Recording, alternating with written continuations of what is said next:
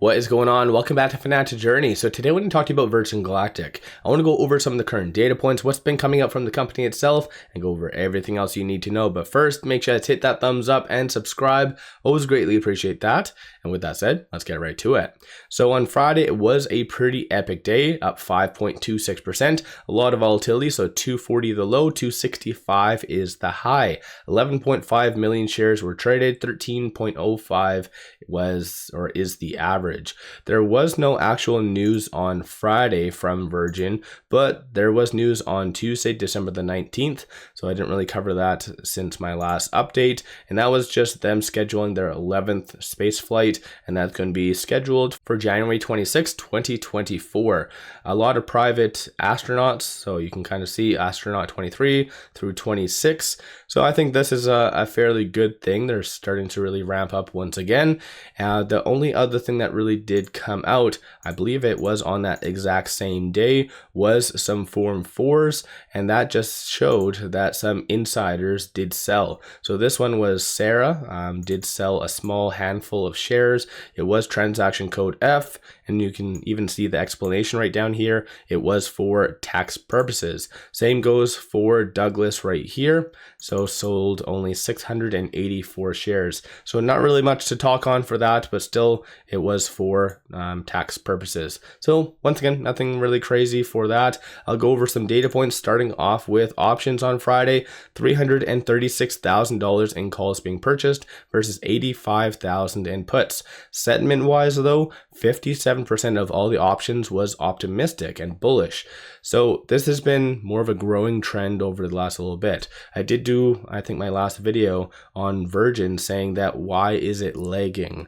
And I think it did have to do with what Richard Branson recently said on the 13th. But despite that though, a lot of the options over the greater part of the week has started to turn very bullish. So that might be a good sign. A lot of analysts are saying that there is going to be a continuation of this value rally into 2024. So Virgin could really stand to benefit from that.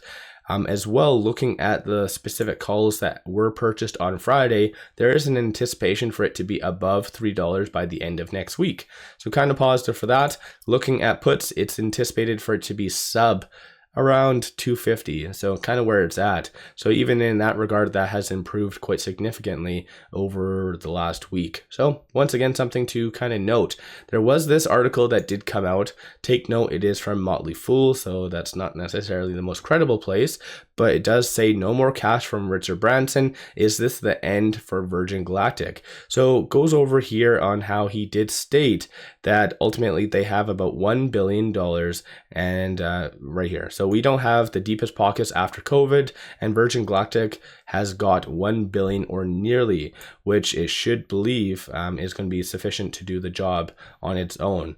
And I kind of find that very interesting because based on their last earnings, they had kind of this as a snippet. So 997 million in cash equivalents, short-term investments, 53 million in long-term investments, and then 417.34 million in debt, which is all fine and dandy, but every single quarter, they are burning through an estimated, obviously it changes all the time, but 484.13 million. So if you just do the basic math, I really don't think that that amount of cash is sufficient. So I don't know where he's getting that from. As well, they're not anywhere close to profitability. So this article actually does talk about that and how it's estimated for 2026, potentially 2027, that is where they're going to be cash positive. Kind of seems like a decade out from here, but analysts definitely don't see any profitability anytime soon. So these are some of the estimates for the several upcoming earnings up until Q4 2024. And even by then, there's 3 analysts that gave estimates with a consensus of negative 25 cents per share. So still, once again, that is not necessarily the best. Even looking at the revenue for the estimates, it is all over the place. Q2, clearly there's a lot of anticipation. So 5.08 million, and that's based on 4 estimates. And so it does look like one analyst recently jumped on board very, very optimistic because it took the consensus from 2.27 to 5.08. So analysts are slowly, I guess, more optimistic about Virgin in the long term, maybe going into mid 2024. But as of right now, I definitely do not feel, then again, I'm not a financial advisor, but I don't feel like that is sufficient amount of cash for them to survive even 2024, let alone on its own. And so I really did like that article because it brought up a risk. I like articles that bring up all viewpoints. So you bring up the positives, you bring up the negatives, and let the reader, or in this case, the viewer, decide what they feel is sufficient. So once again, I feel like that's a kind of a good estimate on the positive, I guess, the path to positive cash flow. It does bring up a negative about Richard Branson as well. It kind of brings up I remember when this did come out, so the Virgin Orbit, and when they did file for bankruptcy, that spooked this whole stock massively. Virgin just like that kickstarted the downtrend on where it did land. But once again, that was Richard Branson not willing to put any money towards that. Same goes for this. That could happen in the foreseeable future. Let's say 1 billion isn't sufficient, then you never know. This could have a lot of volatility. So once again, let me know your thoughts on that in the comments below.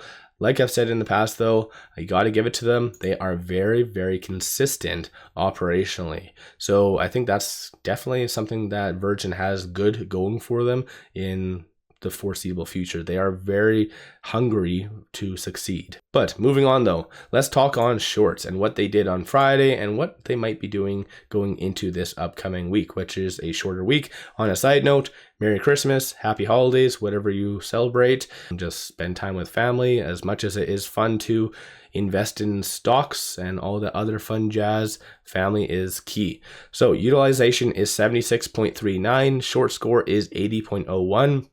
On Friday, shorts did return 134.92 thousand shares. 21.55% of the free float is being shorted. 78.98 million shares overall are being shorted. Cost to borrow average is a little bit higher than the previous day, so Thursday, and that is 2.03%.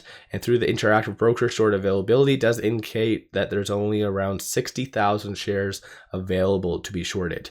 So I'm not here to say Virgin is a short squeeze play, because in order for you to have a short squeeze, you do need 4 different things. A lot of shares being shorted, which this does have, a high utilization, which this does have.